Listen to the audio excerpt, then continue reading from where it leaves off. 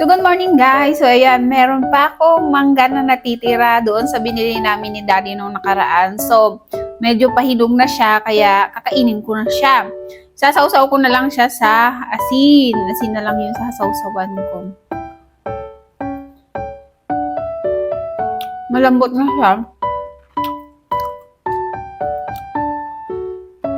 Hindi na siya katulad nung dati na medyo malutong. Kasi nga, pahinog na siya. Kaya ayan, kailangan ko na ang kainin. Oh.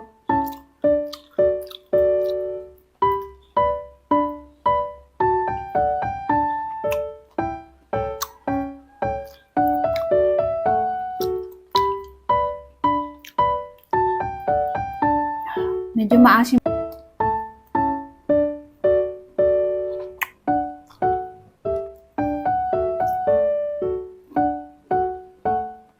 So, sa totoo lang guys, maglilimang buwan na akong buntis and wala pa kami nabibili ni Daddy na gamit ni baby, kahit isang mittens or mga damit-damitan. Wala, hindi pa kami bumibili. Sabi namin, bibili kami pag malapit na akong mga anak. Tsaka,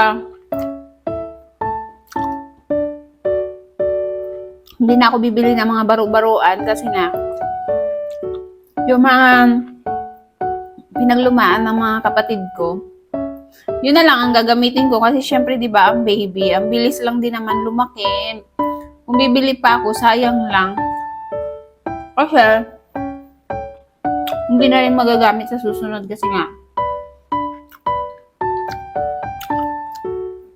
balak namin ni Daddy na isa lang yung anak namin.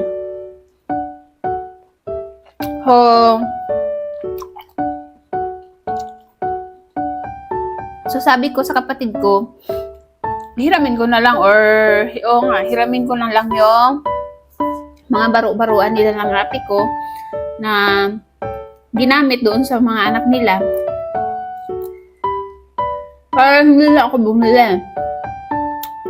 Ang bibilhin na lang namin is yung mga lampin, mga receiving blanket, ganun lang. Pero yung mga baro-baruan, hindi na. Yun na lang. Kasi alam niya naman ng baby ngayon. Isang buwan pa lang, hindi na magagamit yung mga baro-baruan. So,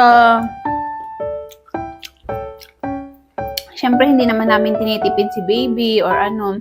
Ang amin lang, sayang lang, hindi magagamit pag after ng ilang ano. Siguro bibili kami ng yung mga sombrero, yung sa kamay, yung sa paa, tapos mga lampin, ganun lang. Pero yung baro-baruan kasi ang dami ng sa kapatid ko, tsaka sa ate ko.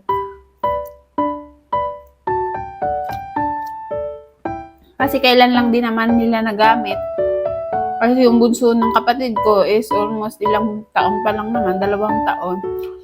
So, bago pa lang yung mga, tsaka yung mga damit-damitan nila. And, tinatago naman talaga nila yung mga damit-damitan nila just in case na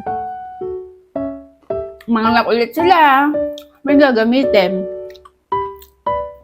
So, dahil nga lightweight na yung kapatid ko, so hindi na rin niya magagamit yun. Sabi ko, hingiin ko na lang yung mga baro-baruan niya. Para hindi na kami bumili ni Daddy.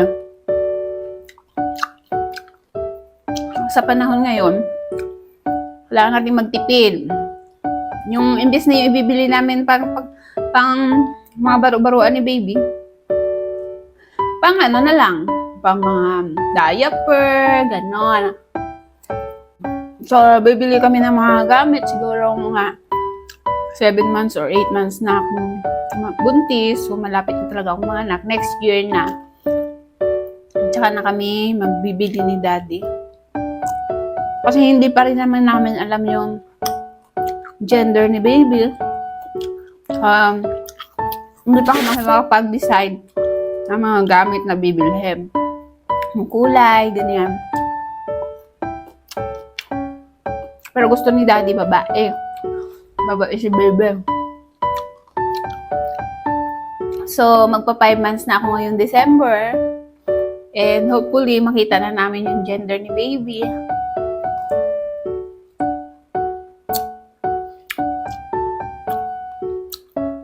Excited pa naman si daddy. Excited siya makita yung gender ni baby. Mapababae or lalaki, okay lang naman sa amin.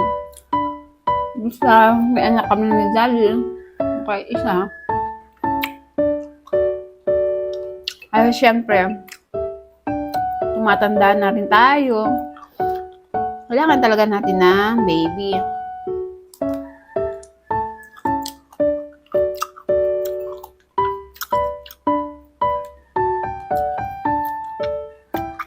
Ubus ko na guys yung mangga. Ang ahem. Maasim yung mangga ngayon. Kahit medyo pahinog na siya, maasim.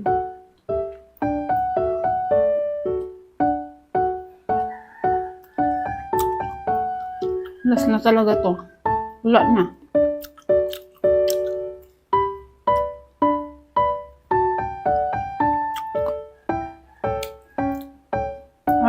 Yun lang. Naubos ko na.